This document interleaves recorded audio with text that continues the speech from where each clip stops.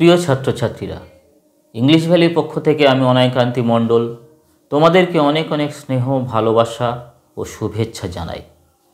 আজ আমরা দেখে নেব অ্যাট, ইন, অন আর ফর, বিশেষ করে এই প্রিপোজিশনগুলো টাইম রিলেশনশিপের ক্ষেত্রে, সময়কে ইন্ডিকেট করার ক্ষেত্রে কোন কোন জায়গায় এদেরকে বসানো চলে না, এরা বসবে না, এদেরকে আমরা ইউজ করব না, এদেরকে আমরা ব্যবহার করব না। তো চলো আমরা সেই স্পেশাল জায়গাগুলোকে দেখে নিই যে কোথায় অ্যাড বসবে না, ইন বসবে না, অন বসবে না অথবা ফর বসবে না, কোন কোন ক্ষেত্রে, টাইম রিলেশনশিপের কোন কোন ক্ষেত্রে, সময়কে নিরূপণের ক্ষেত্রে কোন কোন জায়গায় আমরা এই প্রিপোজিশন অফ টাইমগুলোকে অমিট করব, এদেরকে বসাবো না।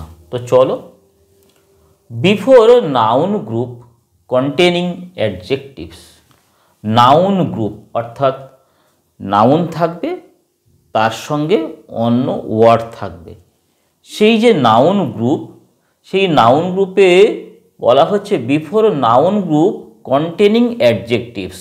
নাউন তো থাকবেই, নাউনের সঙ্গে সেই নাউন গ্রুপে আর যে ওয়ার্ড থাকবে, সেই ওয়ার্ডগুলোর মধ্যে যদি এই ওয়ার্ডগুলো থাকে অর্থাৎ এই অ্যাডজেক্টিভগুলো থাকে। আর একটু সহজ করে বলি, নাউন গ্রুপ থাকবে, নাউন গ্রুপ মানে সেখানে নাউন তো থাকবেই, এছাড়া যেহেতু নাউন গ্রুপ বলেছে, নাউন ছাড়া অন্য ওয়ার্ড থাকবে। সেই অন্য ওয়ার্ডগুলো কোনগুলো না, last, next, this, that, every, yesterday আর টুমরো। 1, 2, 3, 4, 5, 6, 7টা ওয়ার্ড। এই 7টা ওয়ার্ডগুলোর মধ্যে, এই 7টা ওয়ার্ডের মধ্যে যে কোনো একটা সেই নাউন গ্রুপে থাকবে। তাহলেই তার পূর্বে অ্যাড বসানোর ক্ষেত্রে আমরা অ্যাডকে বসাবো না। মনে হবে যেন ইন বসবে, কিন্তু ইন বসাবো না, অনও বসাবো না। তো চলো আমরা দেখে নিই। I will see you on next Sunday. আমরা কি বলেছিলাম যে বিফোর নাউন গ্রুপ, তাহলে এই গ্রুপটাকে খেয়াল করো, নেক্সট সানডে। সানডেটা কি? নাউন। আর নেক্সটকে নিয়ে এ একটা নাউন গ্রুপ তৈরি করেছে।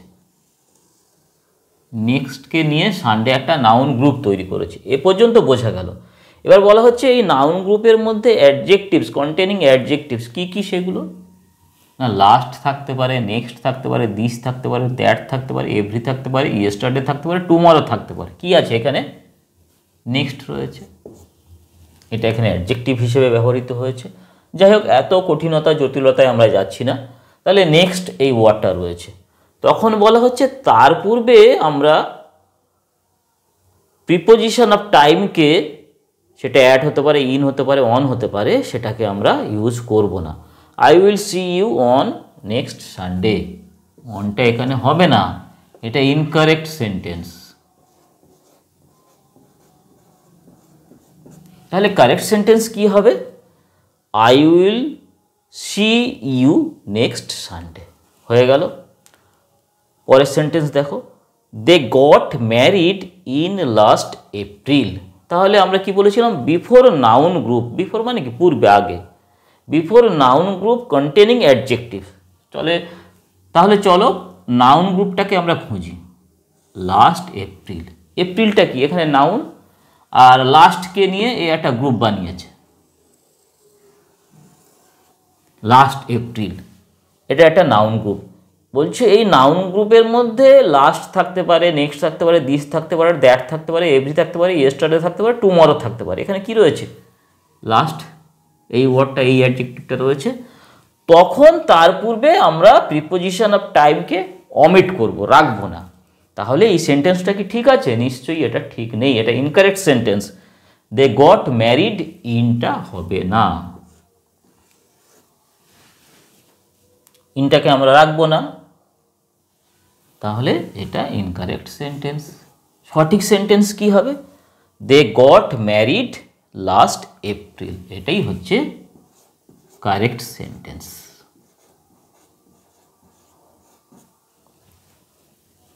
আশা করি এই পয়েন্টটা তোমরা বুঝলে।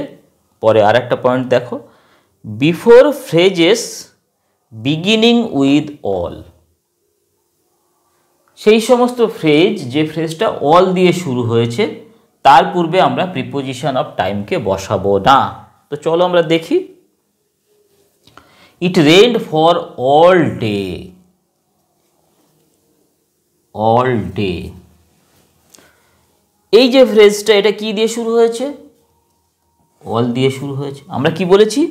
Before phrases beginning with all. সেই ক্ষেত্রে আমরা প্রিপোজিশন অফ টাইমকে অমিট করি। তাহলে এই যে অল ডে, এই যে ফ্রেজটা এটা কি দিয়ে শুরু হয়েছে? অল দিয়ে শুরু হয়েছে। তাহলে এর পূর্বে আমরা প্রিপোজিশন অফ টাইম আমরা অমিট করব। সময়কে নিরূপণের ক্ষেত্রে, সময়কে ইন্ডিকেট করার ক্ষেত্রে সেই সমস্ত ফ্রেজ, দেখো কিন্তু সময়কে নির্ধারণ করেছে, ডে, দিন, সেই সমস্ত ফ্রেজ যারা সময়কে বলছে এবং অল দিয়ে শুরু হচ্ছে তার পূর্বে আমরা প্রিপোজিশন অফ টাইমকে বসাবো না। তাহলে সঠিক বাক্য কি? কারেক্ট সেন্টেন্স কি? ইট রেইনড অল ডে, এটা হলো কারেক্ট সেন্টেন্স। সবই কিন্তু দেখো সময়কে নির্দেশ করছে। সানডে, এপ্রিল সবই সময়কে বলবে, কিন্তু সময় নিরূপণের ক্ষেত্রে, সময়কে ইন্ডিকেট করার ক্ষেত্রে যে প্রিপোজিশনগুলো ব্যবহার করি সেই প্রিপোজিশনগুলোর অমিশনকে নিয়ে আজ আমরা আলোচনা করছি। চলো পরের সেন্টেন্স দেখি। I have known her for all my life. All my life, এটা হলো ফ্রেজ। এই যে ফ্রেজটা কি দিয়ে শুরু হচ্ছে? অল দিয়ে শুরু হচ্ছে। অল দিয়ে শুরু হচ্ছে। এদের পূর্বে আমরা প্রিপোজিশন অফ টাইম ফর একে অমিট করব। এটা হচ্ছে ইনকারেক্ট সেন্টেন্স। কারেক্ট সেন্টেন্স কি হবে? যেহেতু এই ফ্রেজটা প্রথম কথা সময়কে নির্ধারণ করেছে, সময়কে ইন্ডিকেট করছে, এবং দ্বিতীয় কথা অল দিয়ে শুরু হয়েছে এই ফ্রেজটা, সেই জন্য এর পূর্বে প্রিপোজিশন অফ টাইম ফরকে আমরা অমিট করলাম, ফরকে আমরা রাখলাম না। তাই সঠিক সেন্টেন্স আমাদের কি হবে? I have known her all my life. For এখানে হবে না।